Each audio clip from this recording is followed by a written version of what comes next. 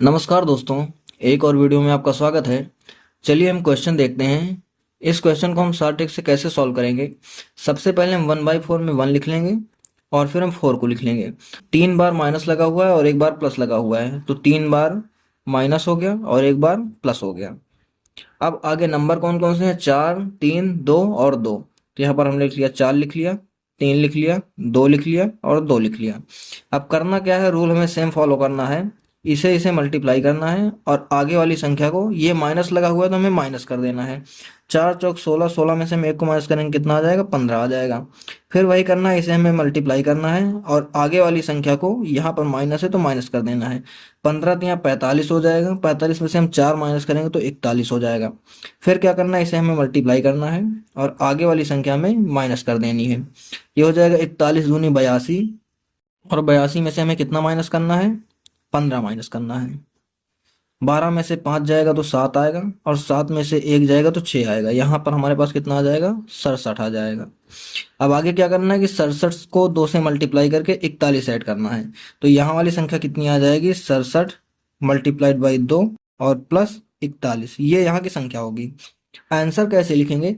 Answer लिखने के लिए सबसे पहले हम यहाँ वाली संख्या लिखेंगे, जैसे ये लिख दिया हमने, और उसके बाद में डिवाइड करके उसके पहले की संख्या लिखेंगे, 67 लिख देंगे।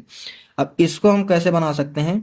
डिवाइड में हमारे पास 67 रहेगा और ऊपर अगर हम इसको डिवाइड करेंगे तो हमारे पास 2 बचेगा, यानी कि 2 बार टेबल जाएगी और प्लस कितना करेंगे हम? 41 कर देंगे। तो ये हमारे क्वेश्चन का आंसर होगा। कौन सा ऑप्शन सही है हमारे पास? हमारे पास सी ऑप्शन जो है ये राइट आंसर होगा। ऐसे ही दूसरा क्वेश्चन देखते हैं।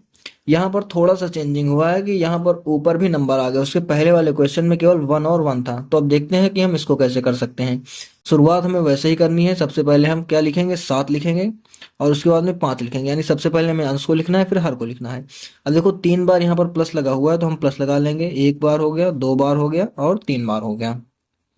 अब यहाँ पर जो लिखा हुआ है 1 लिखा हुआ है, 5 लिखा हुआ है, 3 लिखा हुआ है, तो यहाँ पर हम 1 लिख लेंगे, फिर 5 लिख लेंगे, फिर 3 लिख लेंगे। और जो ये लिखा हुआ है 7, 3 और 5, तो इसे हमें यहाँ पर डिवाइड में लिखना है। 7, 3 और कितना? 5 डिवाइड में है।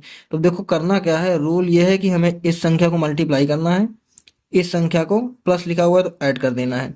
कितना आ जाएगा? 5 एकम 5 और 7 12। जो 12 आया है उसे हमें क्या करना है, देखो क्वेश्चन में थोड़ा हमने गलती कर दी। ये पहली वाली संख्या हम यहाँ पे 7 लिख चुके हैं तो हमें 3 और 5 लिखना था। यहाँ पे 3 लिखेंगे, यहाँ पर 5 लिखेंगे और यहाँ पर आगे कुछ नहीं है तो यहाँ पर आगे कुछ नहीं होगा। तो यहाँ पर 3 लिखा है हमने, यहाँ पर कितना है? 5 एकम 5, 5 7 12।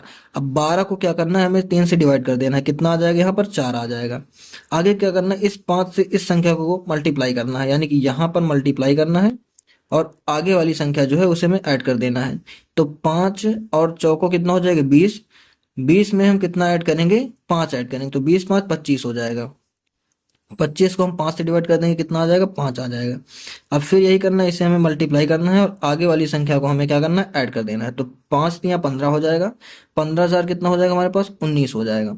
तो हम आंसर कैसे लिखेंगे? पहले लास्ट वाली संख्या लिखेंगे, 19 लिख देंगे और डिवाइड करके उसके पहले वाली संख्या लिख देंगे, 5 लिख देंगे। तो ऑप्शन नंबर हमारा डी राइट आंसर होगा।